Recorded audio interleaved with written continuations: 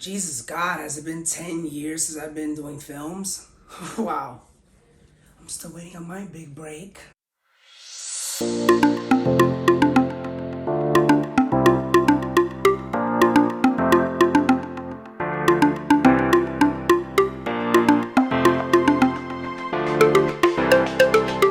Check out, originally when I auditioned for the part, I don't really recall when I went to the audition, but it was a screenplay directed and produced by John Glosser. And it was like a psychological thriller.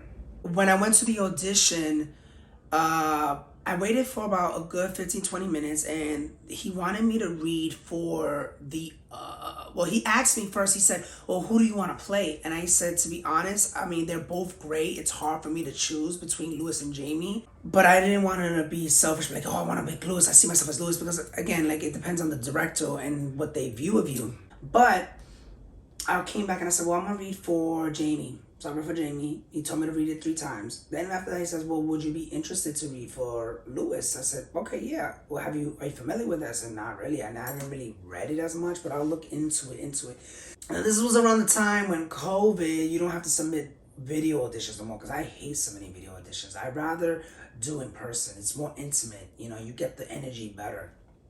Tense. I just like being in people's faces. He said, well, I think I want to give you the role for Lewis. So then I got the role for Lewis. Let me just make sure I didn't do anything first, okay? Okay. Come on, man. I've seen too many of those detective shows. If there are any bruises or whatever, then put that shit on me. And I don't even remember anything. And it was my first ever film where I was paid $250. God, you're... Margarita. It was so nice talking to you. I love having girl chats in the bathroom. So, Melissa Huda hit me up, and she said, hey Jess, how are you? It's been good to hope to see you soon. Listen, I'm working on a school project. I think it was for the new school. It's my final. I really need an actor, and it's in 2 weeks. I think you'll be perfect for this role. For cross-dressers. I looked at the script, and it was so funny about a girl who gets her period. She goes into the next stall, and then next thing you know, she finds out the person she's talking to is a cross-dresser. I thought it was the most funniest thing. I put in my take. I went and took some outfits that I bought at Rainbows or whatever, or Pretty Girl, I'm not too sure. And I thought it was like one of my most funniest roles doing in a short film.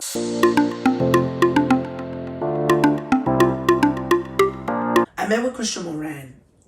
It was the fall of 2013. Yeah.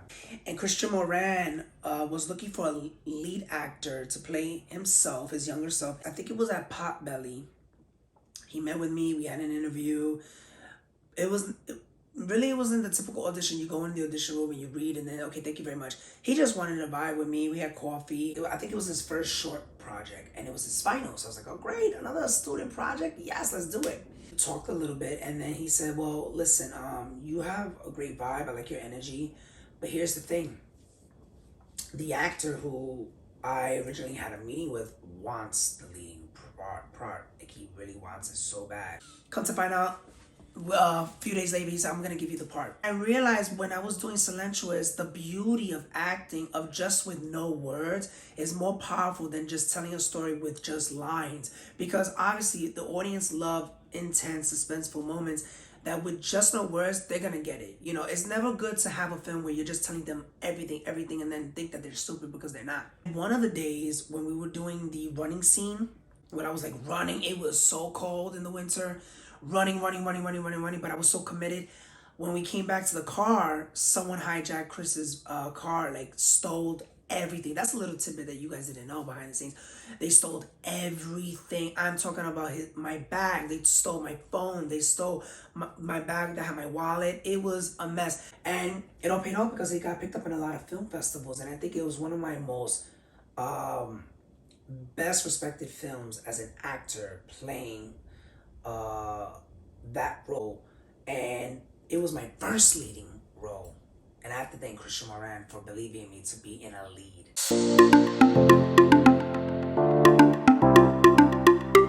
One moment. It took a while for it to get into production because of, obviously with budget. It was a screenplay by Andre Lugo, Bronx native, and he already, like, he loved my look and he already cast me as the lead. I was like, okay, we did Silentress, I got a leading part. Now one moment, I'm another leading part. Okay, a gay role about this guy who tried to retrace his steps of him finding out that he was infected with HIV. I felt like the story was very heartfelt. I felt the story was relatable in the LGBT community, that I felt I was responsible for me to tell those stories. I kind of related to that because I was at a time when I was looking for love, being single, trying to put all my eggs in one basket and not respect myself as a person, and telling them no is no, instead of just like giving them all of me and then find out that they're just not interested and then left with heartbroken, which is one of those scenes that I found very emotional. On that scene when the guy who was quote unquote straight, he wakes up and he's like, he had just had sex with him and he's like, we had fun, it was only one night, just keep on, live your life. And I kind of felt that scene and it kind of broke my heart. Stop this year, right? Stop what? What does that mean? You know what it means. Discovering, wanting to be in a relationship. This shit ain't me, alright? Aren't we together?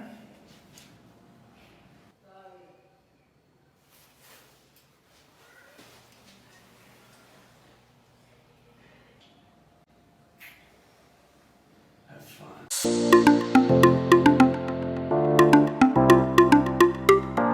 I am fascinated with DIDs. And anybody who don't know what DID is, dissociative identity disorder, which is where the host splits into different fragments of different personalities due to traumatic abuse, whatever is sexual or physical or emotional, and the host makes different fragments of their personalities, which I was like so amazed and fascinated that I wanted to be in a project like that for me to get into something like that was amazing.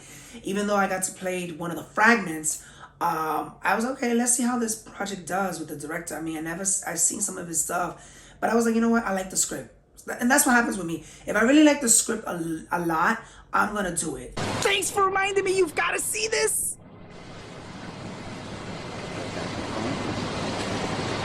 There it is. What the hell? Camel, baby. You think she shaves herself? Or has someone do it for her? What? I mean, like a professional. But then when the final product came, I guess, it wasn't the best product in terms of CGI and editing. And I think the producer and director kind of knew that, but it was their first. And it was my first ever feature film, which was one of the reasons why I had to grab it onto that project. So yeah, The Crooked Mind was one of those. I had fun doing that.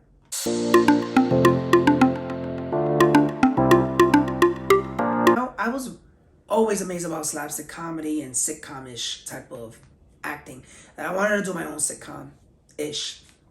So I decided to do this project called Stars Dance the Series. When I asked Jesse Diaz, which we originally worked on a flash mob, and I said, oh, you're a cinematographer, you're a producer, maybe we could get together. So I worked with Foxy 5. I decided to do the 3 episodes. I called up one of my good friends, Kenny Supreme, and I said, hey, I would love for you to be part of this project. Can you play my opposite as the friend? He was like, yeah, I'll do it. And I think it was one of the first projects that we worked on together. So me and Kenny worked, and we did the 3-part series. and miraculously, it wasn't the best editing or the best, quality work. I personally felt, we did 2 seasons. I wanted to do a 3rd season, but unfortunately, it was a lot of constraints, a lot of the budgets. There was too many switch-ups of changing the actors, preferably Ruby. I was going to do a 3rd season. I wrote a 3rd season, but during midway when I was about to do casting, budget fell flat, and it was just not working. I felt like I was forcing it, and I just said, you know what? It was good as it was. It was one of those shows where it didn't really stick at that moment, but then years later on, people were like, that was a good show. I like that show. And I was like, huh? Maybe in the future I may, who knows, do something in the spin-off of that, or maybe I'll continue it. I don't know, but I highly doubt it. But that was one of my first ever produce projects, and it would start as a series.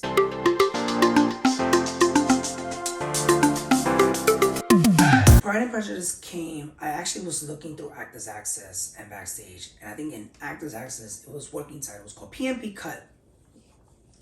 And I looked at it and I was like, okay, it's a feature film. My first ever feature film. I get an email from the producers at PMP Cut, GS Entertainment. Thought I'd never heard from them. I wasn't gonna get the part.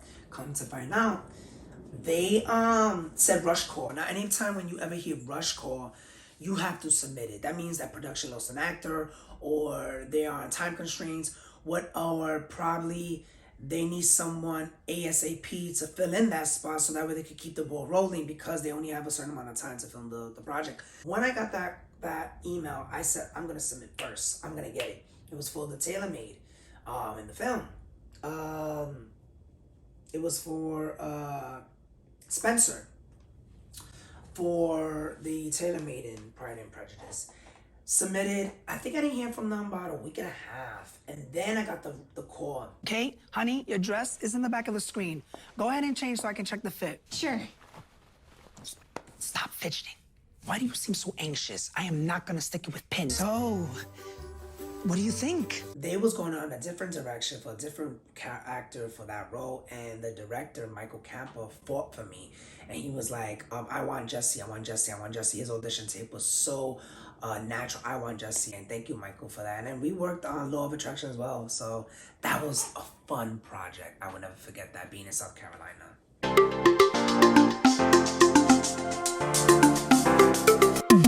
I was working with the Jennifer Lopez impersonator. Clash of the Cover Bands came at her desk, and she called me. And anybody who knows Connie Pena, she is a Jennifer Lopez impersonator.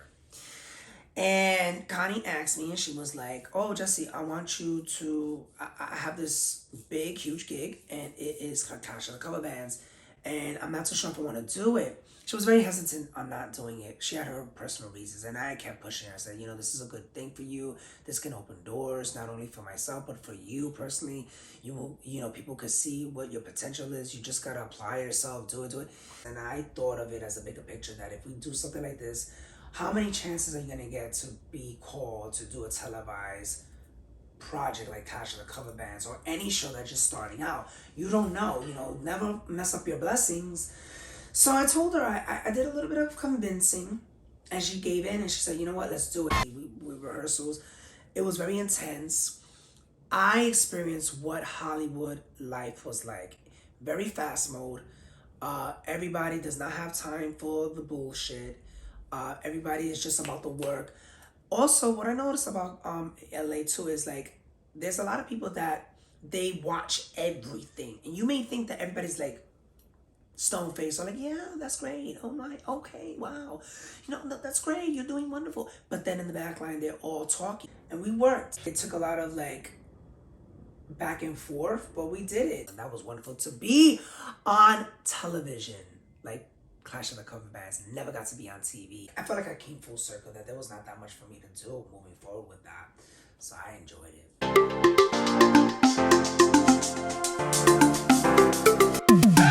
Doing Sorry About That Fettuccine, about day-gating life.